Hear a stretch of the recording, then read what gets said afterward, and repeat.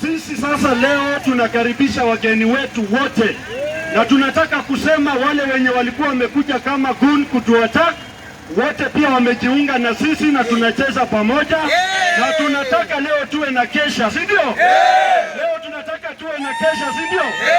Haya matawi yenye tumebeba inaonyesha kuna amani, na tunataka tukaribishe ndugu yetu Edwin Sifuna na Kenya mzima tunataka tuwakaribishe, si ndio? Harambee! Harambee! Sisi tumekuja kwa amani, tunajua kesho itakuwa siku ya amani. Kiongozi wetu Edwin Wetenya Sifuna akikuwa hapa, kila mtu atakuwa na amani. Wale magundi zinajua hata pia wako hapa, lakini wamefanya nini? Wamekuwa reformist, wamekuwa wamereform, si ndio? Sasa nataka kusema hivi kwa kauli moja, sisi ni watu wa Bungoma na sisi tunapenda wageni. Tunaalika wageni wetu, tunaalika watu wote ambao wanataka kuja kufanya nini? Kukaa na sisi. Ama namna gani? Harambee! Harambee! Mimi nataka kukaribisha kila wageni wote kutoka taifa letu lote la Kenya, na kama wakazi wa Bungoma sisi ni watu ya Mlembe.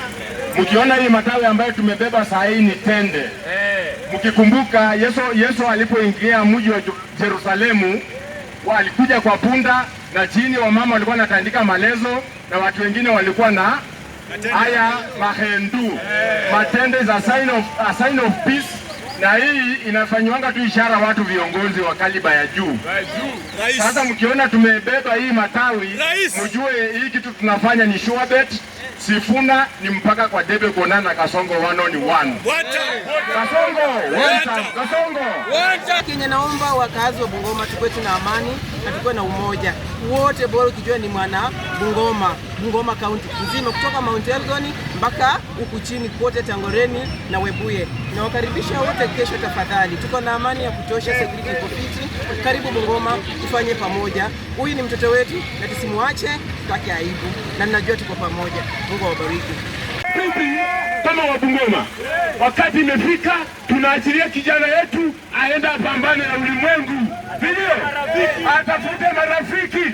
Tunamtuma atafute urafiki, lakini tunajua Edwin mpaka kwa debe. Ndio? Nataka kuambia wakazi wa Bungoma ni kwamba changamoto iko kwetu sasa. Sifuna alikoenda alikaribishwa. Sisi Bungoma tujitokeze, sisi wote tufunge milango zetu, tukuje nyumbani tukaribisha mtoto wetu na tumtume aende sasa apigane na huyu mtu anaitwa Kasongo.